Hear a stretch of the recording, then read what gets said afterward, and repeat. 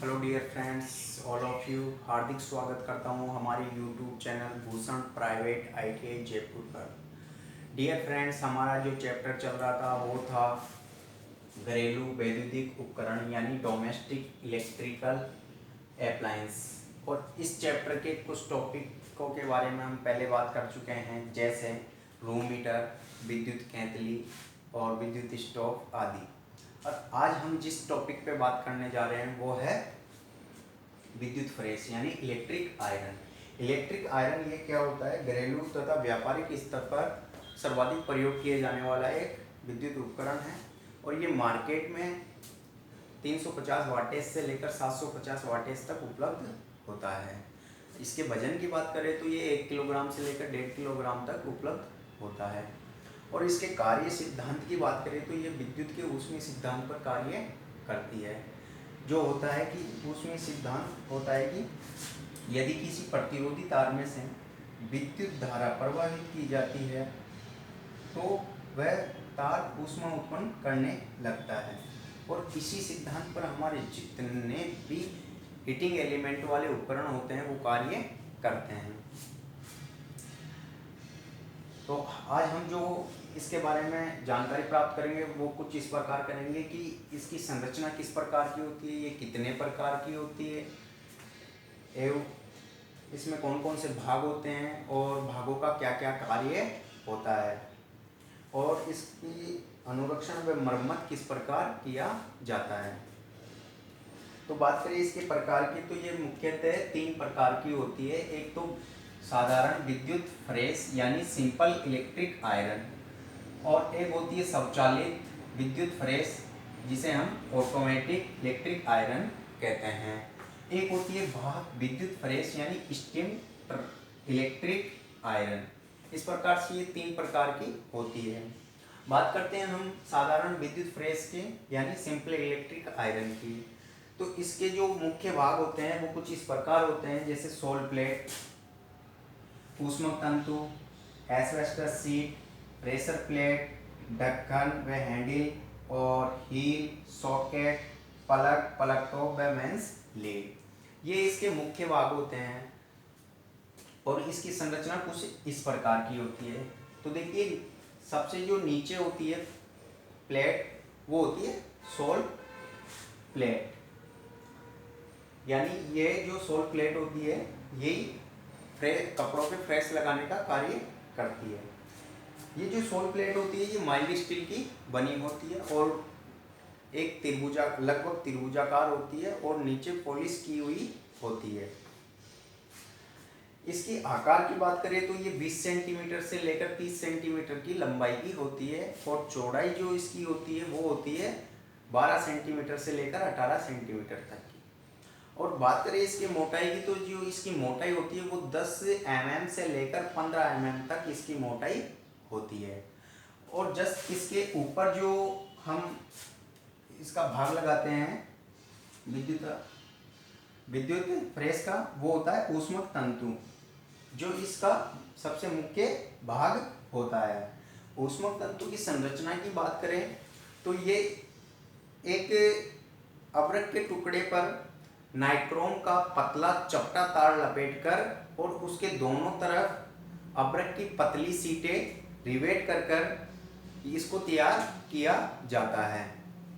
और इसके जो 2 सिरे निकले हुए रहते हैं उसको, ये जो 2 सिरे निकले हुए रहते हैं उन पर तांबे की पत्तियां लगा दी जाती है और इन तांबे की पत्तियों को क्या किया जाता है, एक सॉकेट में कस दिया जाता है। तो इस प्रकार से हमारा हीटिंग एलिमेंट तैयार होता है और इसको सोल प्लेट के ऊपर लगाया जाता है। सोल प्लेट के ऊपर एक एस्बेस्टस शीट भी लगाई जाती है और जो ये एस्बेस्टस शीट होती है ये विद्युत ऊष्मा की कुचालक होती है, यानी जो हीटिंग एलिमेंट ऊष्मा उत्पन्न करता है उसको हैंडल की तरफ जाने से ये रोकने का कार्य करती है। इसके बाद आती है प्रेशर प्लेट। ये जो प्रेशर प्लेट होती है ये सोल प्लेट, ऊष्मक तंतु और एस्बेस्टस शीट को दबाकर रखने का कार्य करती है। ये लगभग त्रिभुजाकार होती है और कास्ट आयरन तथा माइल्ड स्टील की बनी होती है। और इसको जो सोल प्लेट होती है उस पर छिद्र बने होते हैं चूड़ीदार, उनमें बिना हेड वाला बोल्ट कसकर इस फ्रेशर प्लेट को लगाया जाता है। और फ्रेशर प्लेट के बाद में एक ढक्कन और हैंडल भी लगा होता है। इनको इनके ऊपर लगाकर और बंद हेड वाले नटों की सहायता से इसको फ्रेस पर कस दिया जाता है। इसके बाद आती है हमारे इसका भाग आता है अगला हील। ये जो हील होती है ये लोहे के मोटे तार से बनी होती है और ये फ्रेस को ऊर्ध्वाधर स्थिति में रखने का कार्य करती है, यानी वर्टिकल रखने का कार्य करती है। यदि हम फ्रेस को क्षैतिज स्थिति में रखेंगे तो अगर किसी कपड़े पर रखेंगे तो कपड़ा जल भी सकता है, इसलिए इस हील का प्रयोग किया जाता है इसमें। और जो सॉकेट होता है ये हील के पास ही लगा होता है, जिसमें जो तांबे की पत्तियां होती है वो कस दी जाती है और एक अलग प्लग से इसमें सप्लाई दी जाती है सॉकेट में। और इस प्लग से एक प्लग टॉप और मेन स्लीट लगी होती है जो 3 कोर वाली होती है और उसमें जो एक कोर होती है वो अर्थिंग के लिए प्रयोग की जाती है, जो इसके धात्विक भागों को सबको अर्थिंग कर देते हैं। जिससे क्या होता है कि जो फ्रेस का उपयोग करने वाला जो व्यक्ति होता है उसको विद्युत झटके से भी बचाने का कार्य होता है अर्थिंग करने से। इसके बाद जो अगली हमारी जो फ्रेस आती है ये तो हुई साधारण फ्रेस की बात, और जो अगली जो हमारी फ्रेस है जो इलेक्ट्रिक आयरन का ही दूसरा भाग है वो है स्वचालित विद्युत फ्रेस यानी ऑटोमेटिक इलेक्ट्रिक आयरन। ये जो ऑटोमेटिक इलेक्ट्रिक आयरन होती है इसकी संरचना लगभग साधारण विद्युत फ्रेस के समान ही होती है। फर्क केवल ये होता है कि ये इसका जो वजन होता है वो साधारण विद्युत फ्रेस की अपेक्षा कम होता है और ये 1000 वाटेज में बनाई जाती है। और इसमें क्या होता है इसके सर्किट में एक थर्मोस्टेट स्विच लगा होता है जो क्या करता है एक निर्धारित तापमान तक गर्म होने पर यह परिपथ को ऑफ कर देता है, जिससे विद्युत फ्रेस ऑफ हो जाती है। और कुछ देर बाद ठंडी होने के बाद वो ऑटोमेटिक ही उस परिपथ को ऑन कर देता है, जिससे फ्रेस ऑन हो जाती है। इसलिए इसको ऑटोमेटिक इलेक्ट्रिक आयरन कहते हैं। जो थर्मोस्टेट स्विच होता है इसमें एक द्विधात्विक पत्ती होती है। द्विधात्विक पत्ती यानी 2 धातुओं से बनी हुई पत्ती, यानी जैसे आयरन और तांबे की पत्तियां होती है, और दोनों का जो ध्रुवीय प्रसार गुणांक होता है वो दोनों का अलग अलग होता है। जिससे क्या होता है जैसे उसमें से करंट प्रवाहित होती है तो उस समय उसमें हीट पैदा होती है और हीट के कारण क्या होती है वो मुड़ जाती है। तो जो 2 कॉन्टेक्टर होते हैं इसमें कुछ इस प्रकार से 2 कॉन्टेक्टर होते हैं इसमें।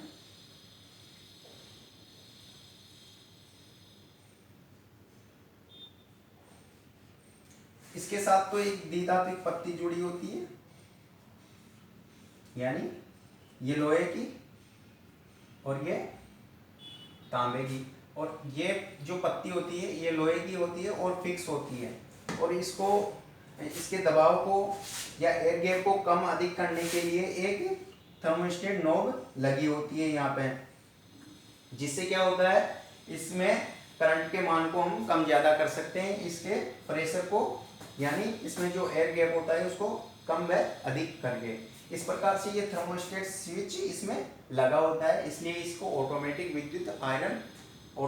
इलेक्ट्रिक आयरन कहते हैं। इसके बाद आती है भाप विद्युत फ्रेस यानी स्टीम इलेक्ट्रिक आयरन। इसमें क्या होता है इसकी जो संरचना होती है ये तो होती है उसके भांति ऑटोमेटिक इलेक्ट्रिक आयरन के तरह ही इसकी संरचना होती है, लेकिन फर्क ये होता है कि इसमें अब भाप वाली विद्युत फ्रेस है तो इसमें पानी की आवश्यकता होगी। तो इसमें जो पानी का टैंक बना होता है, इसमें एक पानी का टैंक बना होता है जो क्या होता है इसके हीटिंग एलिमेंट के ऊपर बना होता है। जब विद्युत फ्रेस को ऑन किया जाता है तो जो टैंक में पानी होता है वो गर्म होने के कारण भाप बनती है उसकी, और उस भाप को क्या किया जाता है एक भाप नियंत्रण नॉब से हम पुश करने पर ये जो भाप बनती है ये इधर से होते हुए और इन छिद्रों के माध्यम से कपड़े पर आती है, जिससे कपड़ा नरम हो जाता है। इस प्रकार से भाप विद्युत प्रेस काम में ली जाती है। इस प्रकार से हमारे तीनों विद्युत प्रेस कंप्लीट होती है। बात करते हैं इनके अनुरक्षण और मरम्मत की। तो इनका जो अनुरक्षण व मरम्मत की जाती है, तो इसमें जो हीटिंग एलिमेंट होता है वो अगर ओपन हो जाता है या फिर खराब हो जाता है तो उसकी मरम्मत नहीं करनी चाहिए, उसको परिवर्तित ही कर देना चाहिए। अगर मरम्मत करके हम वापस लगाते हैं प्रेस के अंदर तो क्या होता है, ये बहुत जल्दी समय में ही खराब हो जाता है, जिसके कारण हमारी विद्युत प्रेस भी खराब हो सकती है। इसलिए हमेशा हीटिंग एलिमेंट खराब होने पर उसको परिवर्तित ही कर देना चाहिए। और जो आजकल सोल प्लेट के अंदर जो हीटिंग एलिमेंट आ रहा है, सोल प्लेट के ऊपर जो हीटिंग एलिमेंट लगाते हैं वो कुछ इस प्रकार का भी आता है। एक बंद प्रकार का हीटिंग एलिमेंट भी आता है, जो क्या होता है, एक पित्तल की नली में कॉइल नुमा नाइक्रोम का तार डालकर उसमें अचालक पदार्थ भरकर जो ऊष्मा का चालक होता है, लेकिन विद्युत के लिए अचालक का कार्य करता है। जैसे मैग्नीज ऑक्साइड चून भर दिया जाता है और उसको बंद करके नली को और दो सिरे बाहर निकाल लिए जाते हैं, और जो लगभग त्रिभुजाकार हमारी जो सोल प्लेट होती है उसमें यू आकार का खांचा बना होता है इस प्रकार से, और इसमें क्या करते हैं, वो बंद प्रकार का यू आकार का हीटिंग एलिमेंट भी लगा देते हैं।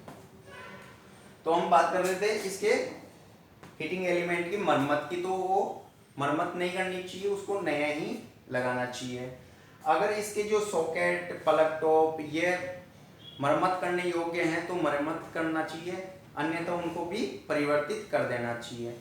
जैसे हम प्रेस को जैसे वापस सेट करते हैं तो उस समय प्रेशर प्लेट और सोल प्लेट के मध्य में एयर गैप नहीं होना चाहिए, अन्यथा हमारा जो हीटिंग एलिमेंट होता है वो जल्दी ही खराब हो जाता है।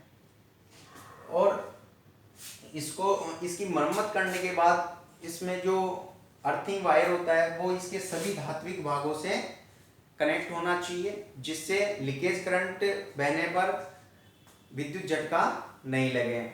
इस प्रकार से आज हमारे जो विद्युत प्रेस है, इलेक्ट्रिक आयरन, इसके बारे में हमने जानकारी प्राप्त की। और वीडियो अच्छा लगा हो तो लाइक व शेयर जरूर करें, ताकि आपके और फ्रेंड्स का भी प्रॉफिट हो सके। धन्यवाद।